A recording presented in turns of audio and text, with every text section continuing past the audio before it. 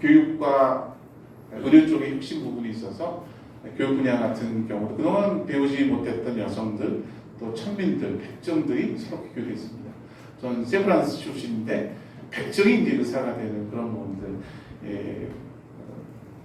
조선에서는 도저히 상상하기 힘든 그런 분 변화를 통해서 새로운 눈을 뜨게 됐다 이렇게 볼 수 있겠습니다. 지금 로마서 8장 부분에 있어서 피조물의 신음소리에 바울이 이제 언급한 부분들이 전 지금의 상황하고 별로 다르지 않다는 생각이 좀 들고, 우리가 한국 사람들이 갖고 있는 그 어려움이 뭔지, 또 생태계에서 피조물의 신음소리가 어떤지에 대한 것들을 우리가 귀담아 듣는 것에서부터 교회의 설 자리를 우리가 봐야 된다 이렇게 볼 수 있겠습니다. 여기 97년도에 평양대 부흥회 부분인데요. 93년도에 원산 부흥이나 이런 부분들이 이제 1919년 김년에 독립운동으로 연결되었는데, 93년도에 원산 부흥에 대한 하디 선교사라고 하는 분이 이제 캐나다 선교사 부분인데 의사였어요.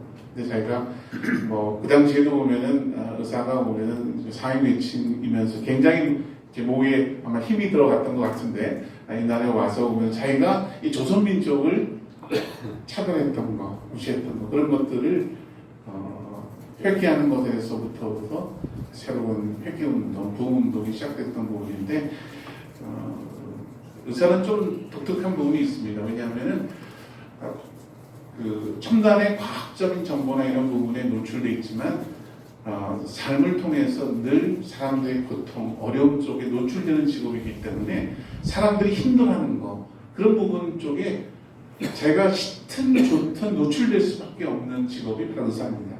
의사로서 이런 이제 백성들이 얼만큼 어려움에 있다라고 하는 것들을 인식하게 된 거죠. 넘어갈까요? 지금 코로나19와 관련되어 있는 이것이 갖고 있는 의미가 뭐다라고 하는 것들을 이제 분석한 이제 책이 작년에 나왔는데, 싱가포르에 있는 림마이 박사가 쓴 쪽 부분인데, 코로나19라고 하는 것은 우리 사회에 있어서의 부수적인 원인들을 반영한 부분이고, 이와 같은 전염병은 반복될 것이다. 또 부정적인 부분에 대한 것들을 언급을 하고 있습니다. 이 책이 굉장히 중요한 부분이어서 제가 번역했으면 좋겠다고 해서 사회적 가치경영연구에서 한글 번역을 냈고, 지난주에 출판 기념회를 했습니다.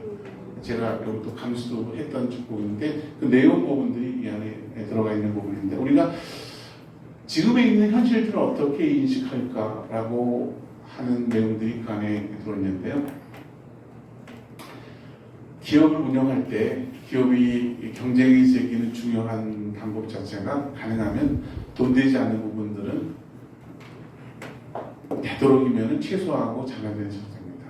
그러니까 많은 직원을 두는 것도 가능하면 줄이도록 하고, 리스크가 있는 부분 같은 경우에서는 하층 기업으로 돌리고, 그런 과정을 통해서 그야말로 먹거리가 되는 핵심적인 부분만 삼고 나머지 부분들은 다 잘라내야지만 기업은 비로소 생존할 수 있다 이렇게 생각한 거죠. 근데 그렇게 하는 과정 속에서 기업들 같은 경우에서는 사회적인 책임을 방기하기가 쉽습니다. 왜냐하면 치열한 경쟁 속에 있기 때문에, 예를 들면 자연의 오염에 대한 부분들을 생각해서 오염 처리에 대한 책임들을 지고 가야 되는데 그렇지 않은 경우가 많기 때문에 지금에 있는 기후 변화를 초래한 거고요.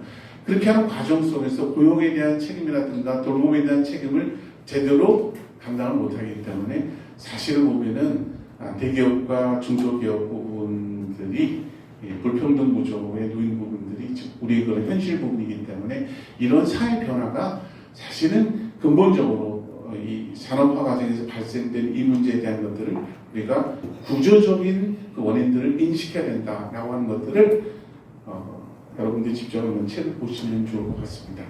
번역본이 있기 때문에 원하시는 분은 저한테 요청하시면 직접 한번 한글 번역본을 직접 보시는 것 좋을 것 같습니다. 자, 이제 우리나라에서 돌봄이 필요한 인구 부분들이 장애인들이나 만성질환자 이런 부분들, 또 어르신들에서 전체로 이제 500만 명이 넘어가서 585만 정도가 된다 이렇게 보여지고요. 그래서 사회 구조가 점점 변하기 때문에 이런 부분들이 점점 늘어날 것으로 그렇게 생각되었습니다. 초고령 사회로 진입하는 2025년 정도가 되면은 65세 이상 인구가 1000만 정도가 되는데 그 중에서 10% 정도는 치매 노출됩니다. 8에서 10%. 그러니까 치매 노인이 100만이 됩니다.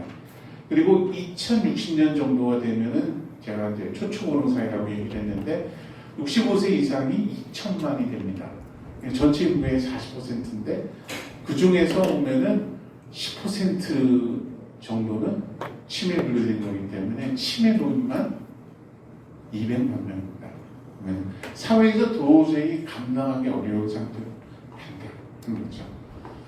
일본은 이런 부분에서 어떻게 되어 있느냐면은 마을 운동을 하는데요. 마을에 대한 돌봄 활동이 이루어지는데 치매 노인도 행복한 마음의 슬로건입니다. 같이 살아야 돼요. 일종은 그러니까 경증에 조금 오면 치매가 있는 분들을 그냥 다 오면은 입원 시설에 맡기게 되면은 자기 살던 곳하고 떨어지면 떨어질수록 치매는 더 악화됩니다. 그러니까 조금 이상한 일이 있더라도 할 수 없어요. 마을에 데리고 살아야 돼. 조금 이상하더라도 알았어요 할머니 하고 그냥 갈 수밖에 없어요. 실제로 보면. 그러니까 경증은 건강한 사람들과 함께 살았을 때 그만큼 더 악화되지 않는다는 거죠. 실제로 보면. 그러니까 우리가 마을에서 해야 될 일들이 이제는 생각을 바꿔야 된다. 어르신들에 대한 돌봄이라는 것들이 일상적으로 가야 된다. 이렇게 볼 수 있겠습니다. 넘어가시고요. 커뮤니티 케어가 여러 가지 정부가 방향을 잡지만 가장 중요한 부분들이 마을 공동체가 있어야만 커뮤니티 케어가 가능한 부분이다. 이렇게 볼 수 있겠습니다. 넘어갈까요? 이게 이제 사회적 돌봄이 필요하다. 이렇게 한 부분인데, 그동안 가족에 대한 돌봄은 여성 노동에 의존을 했습니다. 이제 도저히 그렇게 할 수가 없는 상태의 부분이기 때문에요. 이제는 사회적 돌봄을 가야 된다. 이렇게 볼 수 있겠습니다. 그래서 돌봄에서도 이제는 아까 말씀드린 것처럼 치료 중심에 사람들이 그냥 병원에 왔을 때만 치료하는 이제 그런 돌봄 의료 시스템 부분에서부터 주치의를 두고 애시당초부터 병에 노출되지 않도록, 그리고 병이 있는 사람들 같은 경우 돌봄 서비스를 통해서 치매 노인도 일상적인 생활을 가능케 할 수 있도록 지지해야 된다. 그래서 제가 보면은 30년 전부터 보면은 주장했던 부분들이 바로 주치의 운동 부분입니다. 넘어갈까요?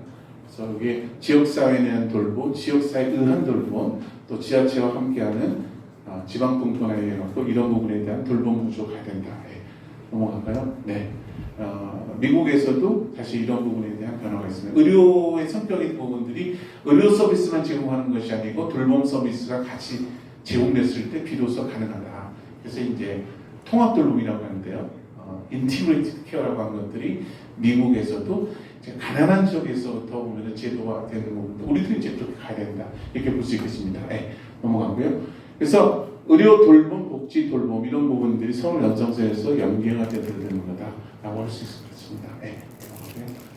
여기서부터 이제 이러한 사회 시스템 자체라고 하는 부분들, 사회 전체의 변화를 생각하지 않고 다 의료인들은 의료인들만의 개인적인 이익, 물질적인 이익을 극대화하는 방향으로 가기 때문에 지금의 있는 시스템은 제대로 작동되지 않는 현실들이 점점 심한 형태로 가고 있습니다.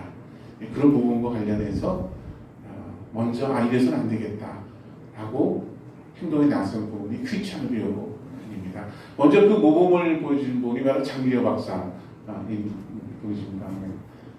1968년도에 우리나라에서 민간의료, 돈이 없어갖고 병원에서 제대로 치료받지 못한 사람들을 위해서 청십자 민간의료보험을 시작한 분이 바로 장미려 박사가 오는데 89년대 정부의 건강보험이었으니까 무려 10년 앞선 겁니다.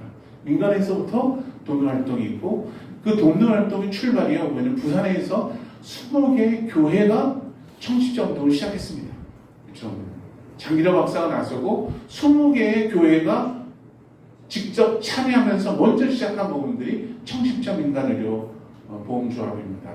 이런 부분에 대한 이제 역사가 있다고 보여지고요. 일단 넘어가서 그래서 저는 청취자분들이 쭉 진행되다가 안타깝게 89년도에 보면은 정부의료보호가 되니까 민간보험으로서 역할을 다 했다고 해서 접었는데 저 그게 너무 아쉽다 생각되어지는데 94년도에 보험이 된 상태에서도 의료 시스템이 보면은 공적인 구조 또 시민들의 참여 구조가 뒷받침되지 않으면은 건강보험이 굉장히 소진되기 때문에 결국에서는 병원 자체를 공적 시스템을 만드는 운동을 전개하게 됩니다. 94년도에 의료협동조합을 만드는 운동 부분인데 시작을 한 거가 역시 크리스찬들 기독청년의료인에서 시작됐습니다. 제가 그때 기독청년의료 회장으로 있을 때 이 운동을 시작했고요. 사진을 보게 되면 여기 30대 굉장히 젊고 괜찮은 이렇게 사람들한테 이러고 있고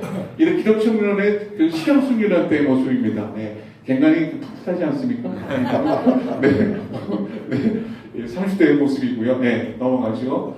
이번에 안성의료 진료인데 연대 기독학생에서 출발되어서 농촌 진료를 오래 하다가 첫 번째 의료협동조합을 만듭니다. 여기 인천평화라고 해서 여기 부평구에 북예신동이라고 거기도 굉장히 유명한 달동이었어요.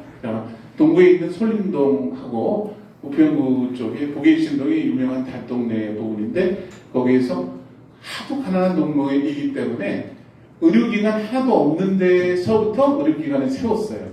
근데 제가 개인 개업에 세운 것이 아니고 기독청년의료에 있는 의료인들이 후배, 선배들, 동료들이 돈을 모아갖고 우리가 지역의원으로서 오면은 그리스도의 섬김의 새로운 모델들을 만들자. 시작된 데가 바로 인천평화의료협동조합 쪽부입니다. 제가 지도 교수님한테 우리나라도 주치운동을 좀 주치의를 도입해서 미리 사전 공부할 수 있도록 그렇게 했으면 좋겠습니다.라고 제가 말씀드렸더니 제 지도 교수님께서 그거는 한국에서는 불가능한 거야. 너무 애쓰지 마라. 포기하라 얘기하더라고요. 그래서 저는 그 얘기 듣고 나다가 제가 3차 병원에 있어서 제 역할은 없는 것 같습니다. 안녕히 계세요. 이렇게 하고 정말 갔다가 인사 딱 하고 나왔습니다. 근데 제가 보면 정말 지역에서 주치의를 기반으로 한 의료기관을 좀 세우고 싶다고 하니까 후배 동료 크리스찬 기독청년에 있는 사람들 그런 거 한번 해보자 라고 해갖고 거기 참여했던 분이 40명이 넘었는데 그때 돈으로 6,700만 원 정도 모였습니다. 그러니까 30년 전이기 때문에 그때 돈으로는 지금 보면 한 4억 정도 되는 큰 돈이었어요. 근데 개인 의원으로 세운 것이 아니라 지역 의원으로 공적 기반을 갖고 있는 이쪽에 이사회를 구성해서 한 거죠. 그런 출발이 됐다 보겠습니다. 여기 지금 30대 좋은 애된 모습이 좀 보이죠? 여기 보면은 인천 사람이고, 넘어가고요. 이때는 한 50대 조금 중년에 이제 여기 송기 목사님 이렇게 같이 있죠. 마을에서 어떻게 할 거냐 라고 하는 좀 부분을 지역에서 이제 왜 보면은 지역에 돌봄이 필요하냐 하는 것들을 계속적으로 얘기하던 겁니다. 여기 블로그를 해서 임종원의 블로그를 치면 뭐 자세하게 되어 있습니다. 넘어가고요. 여기 이제 30년 동안 주치운동에 대한 것들을 시작을 해서 우리나라가 OECD 쪽이나 국제기구 쪽에 평가를 받을 때 1차로에서의 역할, 주치의 역할이 적고 이 구조는 우리나라 의료 시스템 위기로 갈 것이다 라고 하는 것들을 정말 계속 평가를 했는데 그거에 반응했던 부분들이 바로 기독청년 의료인회라고 하는 거죠. 우리가 1차 의료 시스템을 만들자 라고 하는 부분인데 그 운동이 돼서 지금은 거의 의료협동조합이 한 30개 정도가 됐습니다. 큰 규모는 한 7,000세대 정도가 있는 부분이고요. 지자체가 가장 선호하는 지역 주민들이 파트너를 만들고 싶어하는 협동조합이 바로 의료협동조합 부분입니다. 근데 그게 장기려 박사님 또 기독청년의료인의 맥락을 통해서 크리스찬 의료인들이 만든 그 시스템이라고 하는 거죠. 실제로는 이런 부분들이 각 지역에 있어서 결국은 크리스찬들은 각 시스템의 공공적인 것, 그 공동체를 지킬 수 수 있는 역할에 기여를 해야 되는 것이다. 교육 분야도 마찬가지고 의료 분야가 핵심적인 분야 아니겠습니까? 거기에서 크리스천 의료인들이 그 역할을 해야 된다고 하는 거죠. 그렇게 해서 저는 의료 분야 쪽에서 보면은 기독 청년의회가 지난 30년간 훌륭한 그 역할을 해왔다 이렇게 생각합니다. 네. 네. 장애인들이 어려움이 있기 때문에 장애인 유치 사업 부분을 사회복지공동모금의 지원을 받아서 이제 시작을 했고 2019년도에 그가 너무 좋은 평가를 받아서 결국에서는 국회에 서서 장애인 건강법도 만들었습니다. 그러면 제가 법을 몇 개 입법을 했는데요. 장애인 건강법 같은 경우도 장애인들에게 주치의를 두는 법인 부분인데 법안까지 만들었습니다. 구체적으로. 그래서 아직은 좀 뭐 시험 사업을 하고 충분치 못하지만 법적인 근거를 장애인 주치 제도에 대한 법적인 근거를 이렇게 장애인 주치 제도를 통해서 만들었다 이렇게 말씀을 드리겠습니다. 네. 네. 이제 직접적으로 찾아가는 것들을 시작했고요. 네. 네. 여기 왕진 가는 날. 네. 네. 이거는 산림의료 사업의 의사소개입니다. 네. 넘어갈까요? 네. 여기 주치 마련을 위해서 마을 공동체에 대한 부분들을 계속적으로 언급을 하고 있습니다. 네. 넘어가고요. 네. 요게 안성의료 사업 부분이 이제 27년 만에 드디어 자체 건물을 만게 됐다고 오늘 자랑스럽게 보면은 네. 안성의료 사업의 그 모습이고요. 여기 이인동생이라고 제 동기입니다. 기도학생의 동기 쪽 부분에 안성에서 그럴 거예요. 네.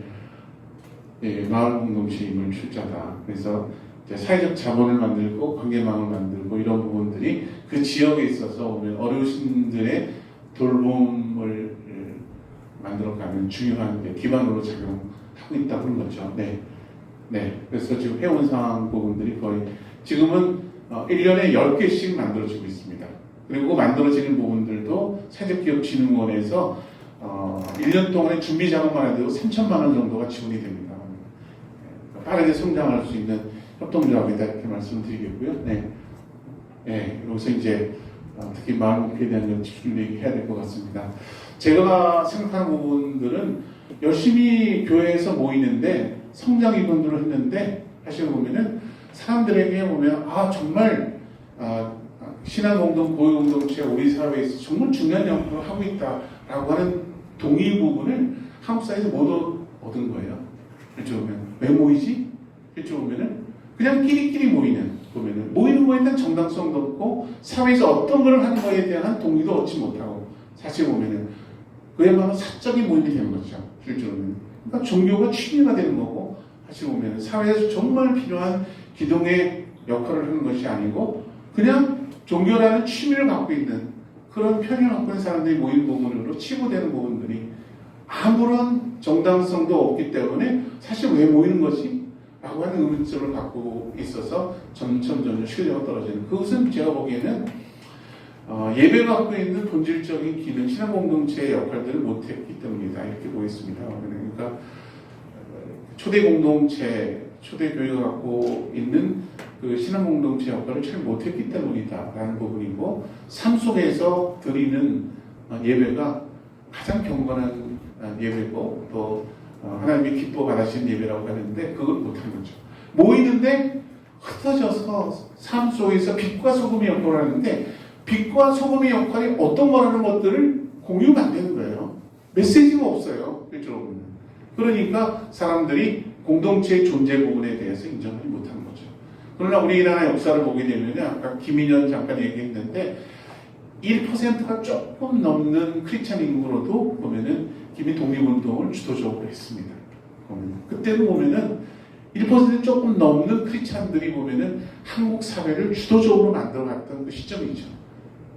근데 우리는 그런 정도의 역동성과 또 자기 목표 의식을 이제는 상실을 하고 있다. 네. 네. 그래서 마을 공동체의 위기다 이렇게 보는데 지역사회에 흩어져서 보면은 결국에서는 이웃을 섬기는 그런 역할들이 있어야 되는데 그렇지 못하다. 가장 보잘것없는 사람들이 하나님을 대하는 것이다 라고 하는 그 마음으로 살아가야 되는데 그렇지 못한 것이다. 네. 넘어갈까요? 네.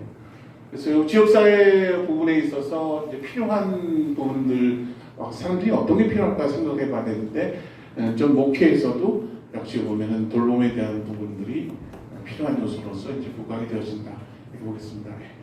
그래서 마을 목회가 필요한 이유 부분에서 목회 영역이라고 하는 부분들을 결국 그 삶을 돌보는 거니까 결국에서는 마을 전체로 확대를 해야 된다 이렇게 볼 수 있고요. 그냥 교회에 얼마큼 나오느냐 체크만 하는 것이 아니고 그냥 관리 주변입니다.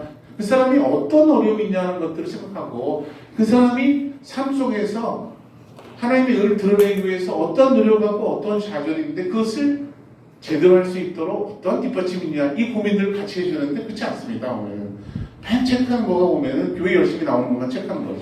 그냥 관리의 대상인 거예요.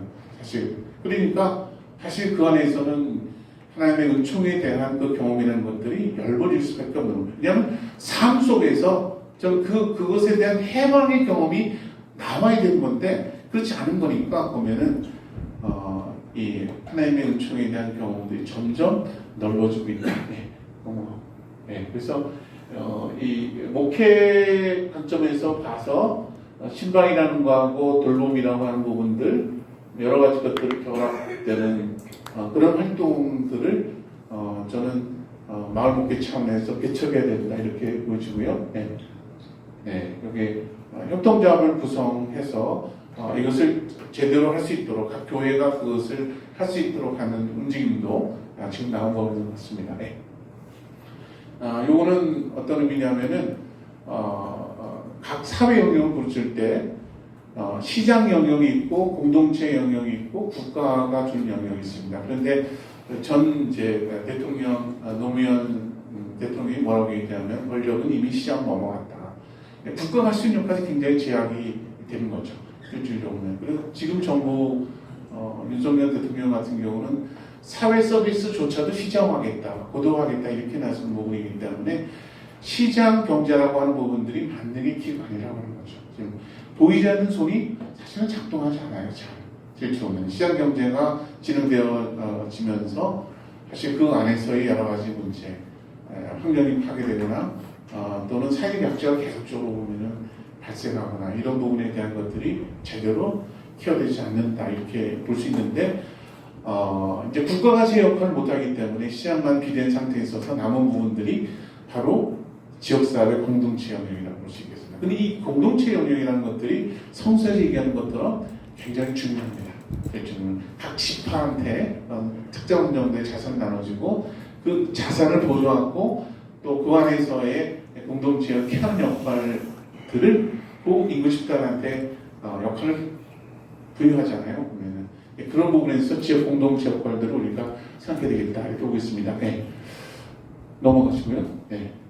그래서 최근에서는 마을 목회 신문도 창간되어져서 여기 강의 이제 오필성 코리아 우리 오필성 목사님 부분이 얼마 전에 마을 목회 참가를 했는데 예장 쪽에서 굉장히 흐름을 많이 가져가고 있습니다. 감리교 같은 경우에도 농어촌 선교위원회를 중심으로 해서 농촌 목회자들이 지역에서 마을 목회를 할 수 있는 거에 대한 뒷받침을 어떻게 할 거냐 하는 것들 교단 차원에서 열심히 얘기를 하고 있습니다.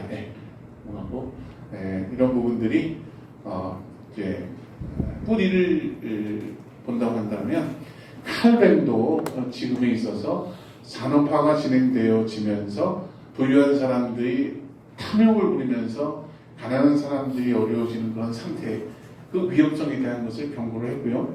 넘어갈까요? 칼뱅의 이런 그 경제 사상이라고 하는 부분들이 지금 사회에서도 굉장히 중요하게 우리가 인식돼야 될 시장은 활성화되지만 그 안에서 제대로 시장의 정의가 서 있지 않고 가난한 사람이 어려워진 그 현실들에 대한 위험성을 칼뱅이 열심히 갖다가 설파를 했는데 지금 그 현실들이 계속 좀 누정되고 있다는 거죠. 이 존 웨슬리 같은 경우에서는 루터 그리고 칼뱅의 사상을 다들어서 그것을 사회 구원, 성화에 관한 관점으로 끌어올렸던 부분들이 바로 존 웨슬리의 쪽 부분입니다. 그러니까 훨씬 더 지금에 있는 사회 변화에 대해서 적극적으로 책임을 강조했고 그런 부분들이 유럽 사회 변화를 이끄는 데 있어서 존 웨슬리의 영향이라는 것은 굉장히 크다 이렇게 볼 수 있는데요. 넘어갈까요? 네. 존 웨슬리에 보면은 평생을 걸고 걸었던 사역이 이 땅에서 이루어지는 희년이 하나님 나라다. 이제 희년이 하나님 나라. 근데 지금 얘기한 제가 소개를 드리고 보면은 사회적 경제, 지금은 이제 사회 연대 경제라고 하는데 그것의 뿌리는 희년 경제인 거예요. 근데 존 웨슬리가 하는 것이 보면은 희년의 하나님 나라라고 하는 부분들이 평생의 소원으로 그렇다고 하는 거죠. 실제로 보면은 그런 부분들이 바로 이 사회 연대 경제에 포함되어 있다 이렇게 보겠습니다. 예, 여기 존 웨슬리의 사회성화와 디아코니아에 대한 부분이 있어서 독일 같은 경우는 디아코니아를 발전시켰던 부분이 있는데 독일에서는 교회은행도 있습니다. 그래서 교회은행이라고 하는 것들이 이런 사회적 경제에 돌봄과 관련된 부분들을 교회가 할 때는 필요한 부분에 대한 적극적인 지원해주는 구조가 이미 독일에 되어 있기 때문에 독일의 디아코니를 통해서 일반 시민들이 이 교회의 사회적 돌봄이나 이런 부분에 대한 신뢰도가 굉장히 높은 상태다 이렇게 보겠습니다. 네, 넘어갈까요? 네, 루터 칼빈 그 전에 부분에 루터 칼빈 웨슬리의 경제 윤리에 대한 부분인데 세 사람 다 개신교의 중요한 그 신학자이잖아요. 다 동일하게 얘기하는 부분들이 경제적인 윤리와 지금에 있는 경제 부분과는 밀접한 관련이 있다. 경제적으로 타락하는 부분들은 영적인 타락과 다름이 아니라고 하는 거예요. 실질적으로 보면. 그래서 이 세 사람 다 동일하게 보면은 자본주의 사회가 건강하게 발전할 수 있도록 필요한 부분에 있어의 영적인 각성 부분에 대해서 동일하게 다 강조를 했던 부분이다. 이렇게 보고 있습니다. 네. 이것이 이어져서 보면은 지금의 이태리 쪽에 사회적 경제가 발달되는 볼로나 쪽을 가보면 이거는 이제 카톨릭에 있는 이영훈 주교가 직접 볼로나를 방문하고 쓴 글 부분인데 현세에서 체험할 수 있는 아름다움도 결국은 그리스도의 완성하심을 향해서 가고 있습니다. 일찍이 인류가 경험하지 못했던 사회적 경제는 빛과 소금의 역할을 하며 세상을 주님의 아름다움으로 채워가고 있습니다. 여기 보면은 이 사회적 경제가 사회에 있어서 빛과 소금의 역할을 담당하고 세상을 주님의 아름다움으로 채워가고 있다. 이렇게 고백을 하고 있습니다. 그러니까 그 안에서 주로 부분들이 사회경제의 기본적인 원리는 비영리성이에요. 이윤을 전제로 하지 않습니다. 그렇죠? 그러니까 돌봄 자체가 그 사명이면은 어떤 기업의 활동 자체의 평가는 그렇게 하는 거죠. 실제로. 근데 그것이 발달되어 있어서 볼리나 같은 경우에서는 10대 큰 기업도 보면은 40% 정도는 협동조합 기업입니다. 그 정도 발달되어 있고 이 사회적 경제의 비중이 전체 GDP의 45% 정도랍니다. 우리는 지금 1% 조금 넘어요. 근데 거기에서는 사회적 경제가 전체 보면은 GDP의 45%라는 거죠. 상상이 안 갈 정도로 상당히 발달된 형태 부분들 보이고 있다는 보고 있습니다. 네, 넘어갈까요? 자, 이제 정리해야 될 것 같은데 유엔이 2015년부터 지속 가능한 사회를 얘기를 하면서 유엔 쪽에서 SDG를 얘기합니다. 지속 가능한 발전 목표를 잡는 부분인데 이것의 뿌리가 저는 희년 경제라고 생각하는 겁니다. 조금 더 가면은 초대교회의 경제, 나눔의 경제라고 하는 부분들이 사실 지금 유엔에서 얘기하는 SDG의 근간이 되는 것이다 이렇게 보겠습니다. 그것이 갖고 있는 건 뭐냐면은 초대교회하고 희년 경제 사상을 현대에 맞게 재해석하고 그 시스템을 만든 부분들이 전문가들이 구체적으로 보면은 사회 연대 경제로 구체화된 것입니다. 그렇죠? 그러니까 이 사회 연대 경제라고 하는 것들은 그 뿌리를 가게 되면은 희년 경제고 초대교회의 경제 자체를 현대사에 맞게 재해석하는 것이다. 이렇게 볼 수 있다고 하는 거죠. 그래서 이것이 이미 세계적으로 보편화되고 있다. 넘어갈까요? 네. ILO 쪽에서는 작년에 보면 이 사회 연대 경제, Social Solidarity Economy, 사회 연대 경제 부분은 사회 연대 경제는 사회적 경제는 주로는 협동조합과 사회적 기업 부분인데 사회 연대 경제는 비영리 경영을 다 포괄합니다. 차단법인도 포함하고 재단도 포함하고 포괄하는 부분이 넓게는 교회까지도 포함해요. 어떤 전문가 같은 경우는. 그런 것 같이 굉장히 포괄적으로 하는 건데 돈을 목표로 하지 않는, 영리를 목표로 하지 않는 다른 조직들을 다 포괄해서 이것을 사회 연대 경제라고 합니다. 근데 이것이 이미 세계적인 주류를 가고 있다는 거예요. 유엔 쪽에서 하고 아이리아 쪽으로 하고 실제로 보면 각 나라 같은 경우에서 국가 이익을 통해서 지금 자기 국가 이익을 추구하는 방향으로 가지만 그러나 전체 나라에 있어서 전체 공감대가 많이 형성되는 일부 강대국 빼고 전체적인 경제 방식 같은 경우에서는 사회 연대 경제로 가고 있다. 특정 나라의 이해를 관찰하는 방식이 아니고 지속 가능한 사회에 대한 원칙을 갖고 있다. 유엔은. 저는 이 정신이 보면은 희망 경제에 뿌리를 준다고 하는 거예요. 네, 넘어가겠습니다.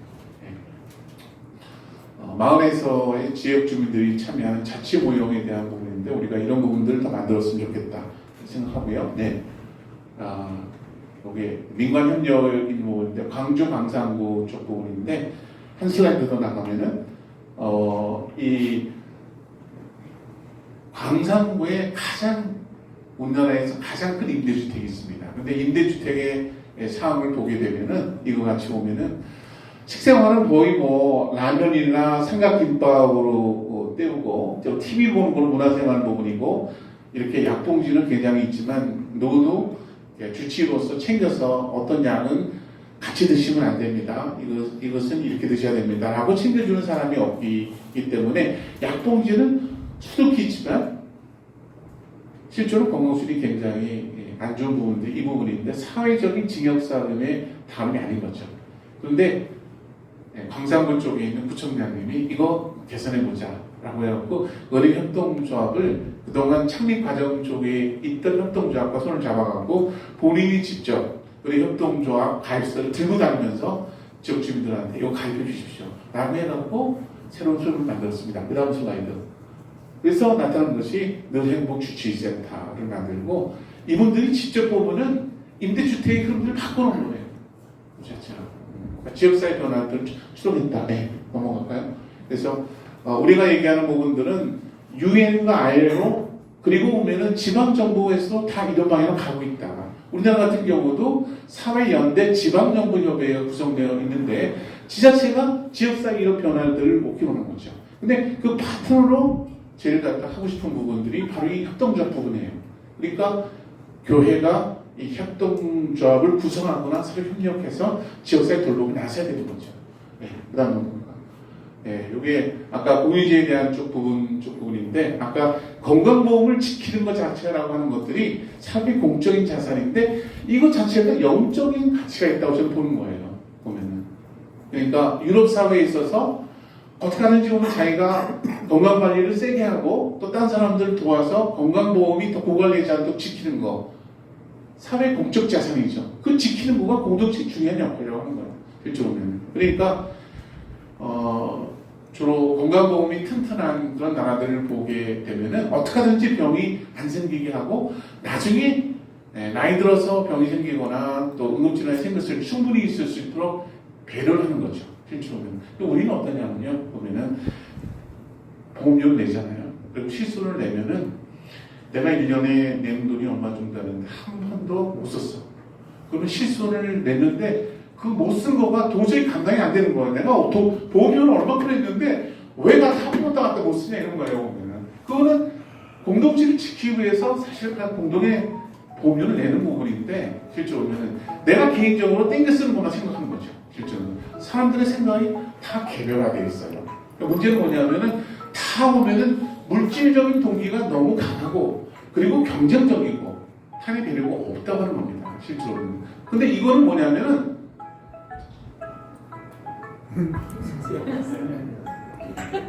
거기 아니야. 거기 아니야. 네네. 저는 그 기독교가 한국 사회에서 깊이 뿌리를 내는 부분들은 물론 교회에 정기적으로 출석하는 교인들의 숫자의 카운트도 굉장히 중요하지만 그 사회에 있어서 어떤 가치가 주도적인 가치로 가느냐, 그 사회가 얼마큼 변화되느냐 라고 하는 부분들이 굉장히 중요한 부분이다 생각하는데 한국 사회가 정말 얼마큼 기독교가 됐느냐 또 기독교의 가치를 존중하냐, 이런 부분들이 저는 굉장히 중요한 지표라고 생각합니다. 그 안에서 중요한 공적 구조가 보면 크리스찬 공동체를 위해서 얼만큼 지탱 가능한 것들을 만들 것이냐라고 하는 것들이 선진국의 중요한 지표인 거예요. 우리가 그렇게 가야 된다. 근데 지금 뭐냐면 교회가 그 역할을 하기 때문에 사람들이 다 물질적인 거, 경쟁적인 거 보면은 경쟁에서 살아남는 거, 그런 것들을 세속적인 가치 부분들을 더 중요하게 생각하는 거예요. 그렇지 않다는 겁니다. 그것보다도 훨씬 더 좋은 영적인 가치, 기독적인 가치가 얼마큼 좋은, 더불어 살아갈 수 있고 사람들을 배려하고 섬기고 돌보는 거가 사람들께 얼마큼 사람들을 자유롭게 하고 행복하게 하는지 사람 모르는 거예요. 근데 그런 부분들을 바꿔내야 됩니다. 저는 한국 사회가 이렇게 오면 영적으로 황폐한 상태로 만드는 것이 아니고 새로운 변화로 만들어야 돼요. 더불어 살아가는 사회로 만드는 데 있어서 저는 중요한 책임을 우리가 느껴야 된다 이렇게 생각하겠습니다. 그래서 협동작업을 성경 눌러보자. 넘어가고요. 마을에서 여러 가지 돌봄이 필요한 부분에 돌봄 협동작업도 구성하고, 또 의료협동도 조합도 구성하고, 또 아이들 돌보는 부분에서의 돌봄, 지역아동센터 협동조합이라든가 이런 부분들을 해서 가능하면은 시민들이 참여해서 이러한 공적인 것들을 뒷받침할 수 있는 구조로 만들어가는 부분들이 좀 크리스찬이 해야 될 역할이다 이렇게 보겠습니다. 어떻게 보면 하나님과 이웃을 함께 보면은 동일하게 이해하는 그 가치관 자체가 사회 그런 변화를 만들어 가야죠. 같이 보면은 그런 부분들이 보면은 이게 한국이 기독교적인 변화를 한국 사회에서 그 뿌리부터 만들어 가는구나 라고 하는 그 변화 중요하다는 겁니다. 그런 부분에 있어서 이 마을 목회 쪽에서 영적 신방과 건강 돌봄, 또 장래, 먹거리 지원, 주거, 문화, 에너지 돌봄, 또 금융 이런 부분들의 변화들을 사람들이 돌봄에 필요한 부분들을 하나하나 할 수 있게 우리가 그 밑거름을 만들었으면 좋겠다 하는 생각이 듭니다. 제 강의 PPT는 제가 유성재 교수님한테 이미 뒀기 때문에 여러분들이 자세하게 찬찬히 시간을 두고 볼 수 있도록 하겠습니다. 좀 내용을 따라오시면 좋을 것 같고요. 넘어가고, 농촌도 마찬가지라고 하는 거죠. 넘어가고요. 요거는 이제 농촌에 보면은 햇빛 에너지를 달아서 농촌에서부터 에너지 생산이 가능하도록 여기 한민교회에서 농촌교회에 이러한 이제 햇빛 발전소를 세워줬는데 이거 자체라고 하는 부분들이 계속적으로 오면은 자립하게 할 수 있는 중요한 밑거름이 되는데, 지금 협동조합에서 가장 빠르게 성장한 그룹이 햇빛 발전하고 의료협동조합입니다. 왜냐하면 에너지 전환 관련해서 햇빛 발전이 가장 필요하고, 그리고 돌봄과 관련해서 필요한 핵심적 기능이 또 의료이기 때문에 의료협동조합이 성장하는 거죠. 이런 부분들을 저는 교회 쪽에서 감당할 수 있는 리더십들을 빨리 배출해야 된다. 그리고 교회와 협력해서 그런 부분에 대한 돌봄과 성균 사역을 해야 된다. 이렇게 말씀드리고 싶습니다. 그게 이제 강화 쪽 부분에 있어서 이분도 감리교 목회자 부분인데 서정원 목사님이라고 콩새알이라고 하는 사회적 기업을 만들어서 이제 두부 가공 식품 부분을 한사림 쪽이나 도래 쪽에 납품하는 부분인데, 일을 하시면서 자연스럽게 사람들이 오면 장애인이나 어르신들이 그 주변에 모여서 장애인들을 돌보거나 어르신들을 돌보는 활동들이 쭉 쌓였습니다. 그래서 이것을 좀 더 체계화시키자라고 해서 콩새알 주변에 우리가 마을을 만들자. 그래서 어르신들이 함께 거할 수 있고, 또 농사를 같이 짓게 되면 그것이 또 치료 효과를 보기 때문에 보면은 사회적 농업이라고 표현하는데요. 농촌의 사회적 농업을 근거로 해서 돌봄의 새로운 영역들을 좀 만들었으면 좋겠다고 해서 농촌에 이런 변화를 만들 수 있습니다. 농촌이 갖고 있는 가치라는 것이 농업이 갖고 있는 가치도 있지만 이 돌봄의 가치가 굉장히 높구나. 공동체의 가치라는 것들이 굉장히 중요하구나 라는 것들이 이제 농촌 공동체를 활성화하는 데 있어서 굉장히 중요한 밑거름이 된다 이렇게 볼 수 있겠습니다. 넘어갈까요? 여기 이제 희년이라고 해서 아까 희년경제라고 하는 것이 사회연대경제의 뿌리다라고 하는 부분인데, 2019년도에 유럽에 있는 이 사회적 경제의 중요한 전문가들 불러다가 심포지엄을 같이 하고, 이 사회연대경제, 사회경제라는 것이 교회에서 갖고 있는 의미가 뭐냐라고 하는 것들을 이제 좀 되새기는 그런 심포지움을 했습니다. 네. 네.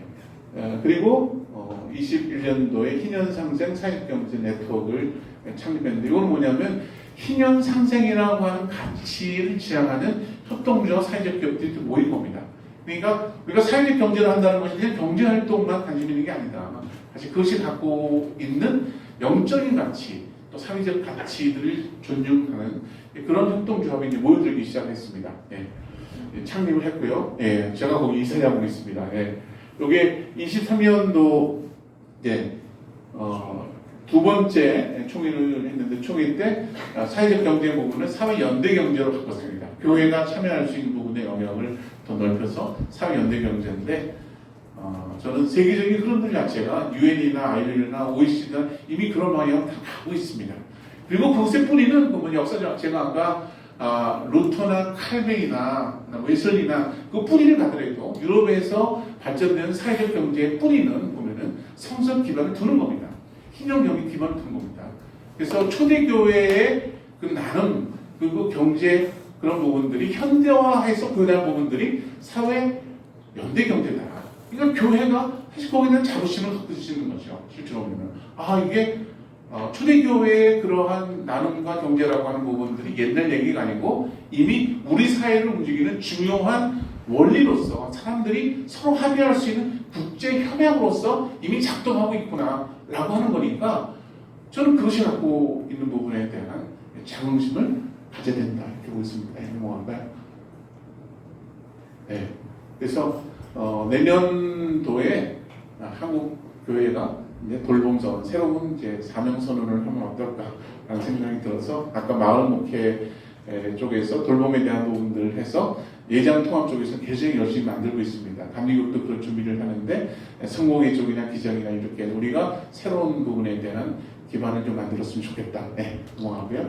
여기 이제 마지막 슬라이드 부분입니다. 제가 12시를 넘기지 않고 그래도 30분 정도 토론할 수 있는 걸로 열심히 다녀왔는데 마지막 지원에 대한 부분을 보면은 마을 목회와 사회적 연대 경제가 우리 사회의 하나의 대안이다 이렇게 볼 수 있고 자본주의 경제의 밑바닥을 새로운 경제로 희년 경제 우리도 얘기하는 초대교회의 그 경제 가난한 사람들의 살림살이를 뒷받침할 수 있는 경제 이런 부분으로 저는 변화돼야 된다 이렇게 생각하고 이것이 저는 지금의 세계적인 그런 부분에서 굉장히 중요한 대안이다 이렇게 보는데 이 얘기를 하고 말씀드리면은 사실 자본주의 경제 안에서는 문제가 상당히 많이 있습니다. 이게 환경에 대한 문제도 그렇고 또 사회 안에서 여러 가지 불평등 구조가 심화되는 것 그거 자체로 수치성하지 않다. 경제적 침체나 이런 부분이 있어서 그래서 자본주의 경제 부분들을 사람을 중심으로 하는 경제, 생명을 중심으로 하는 경제로 바꿔놔야 된다. 그렇게 생각되어지는데 이것이 저는 굉장히 세계사적으로 의미가 있다 이렇게 봅니다. 지금 사회를 보게 되면은 신냉전이 벌어지고 있죠. 보면은 어떻게 하냐면 한쪽에서는 미국, 일본, 한국을 포함해서 서구까지 포함한 형태에 있고 또 한편적으로서는 또 다른 이제 러시아나 중국 또 북한이 이렇게 구조인데 이것을 깨는 방식 같은 경우는 저는 새로운 형태의 대안적인 형태가 있을 때 비로소 가능한 부분이다. 그래서 저는 전체적으로 합의가 가능한 새로운 대안들을 모색하는데 그것의 희망이 아까 얘기한 것처럼 사회 연대 경제를 보는 거예요. 희년 경제의 뿌리를 갖고 있는 이것이 여러 나라가 만장일치로 결했던 그 경제가 보면 우리 대안이다. 이렇게 보면 그것을 열심히 추구하게 너는 냉전이 해체될 수 있다 이렇게 생각합니다. 그리고 이것을 준비하게 되면은 북한도 이 경제 안에 포함시킬 수 있기 때문에 새로운 통일에 대한 기반을 만드는 것이다. 그러면은 한국이 새로운 경제의 밑거름을 가지면서 평화도 만들 수 있고 아시아 선교에 대한 밑거름을 만드는 새로운 지평이 된다. 세계사적인 지평을 만들 수 있는 부분이기 때문에 저는 이러한 우리 사회를 새롭게 할 수 있고 또 아시아의 새로운 변화를 만들 수 있고 또 세계사적 의미가 있는 이런 부분들을 하나의 선교 지평으로 꼭 삼았으면 좋겠다. 한국을 통해서 이런 부분에 대한 변화가 세계적으로 확산됐으면 좋겠다 하는 소망을 갖게 됩니다. 저는 이런 소망을 가지고 함께 나갔을 때 하나님이 역사하셔서 새로운 흐름들, 한국 사회를 새롭게 하고 또 아시아의 새로운 변화를 만들 수 있는 흐름들이 만들어지지 않을까 이렇게 보게 됩니다. 네, 고맙습니다.